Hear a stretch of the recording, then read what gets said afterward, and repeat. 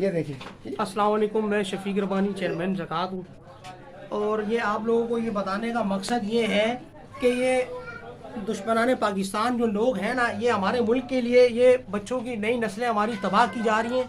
अब इस बच्चे को आप देखें बेटा, पिए, ये पी के हम आपको बता रहे हैं कि ये आप देखें, ये धुआं निकल रहा है। ये हमारी नई नस्ल जो अभी आ रही है, ये तबाह और बर्बाद हो रही है। अभी से इनको सिगरेट और शीशा पीने की आदत में डाला जा रहा है। लिहाजा मेरी सिंध गवर्नमेंट से अपील है कि सर इसके ऊपर फ़ौरन एक्शन लिया जाए, ताकि हमारी जो नई नस्ल है वो बर्बाद होने से बच जाए। और ये जो लोग ये हरकतें जो कर रहे हैं, इनके खिलाफ सख्त कानूनी कार्रवाई की जाए, उनको गिरफ्तार किया जाए और उनके खिलाफ सख्त कार्रवाई हो, उनको सजाएं दी जाए। क्योंकि ये देखें, ये बच्चे की ज़बान देखें आप, ये कलर किस तरह हो जाता है ये शीशा पीने से।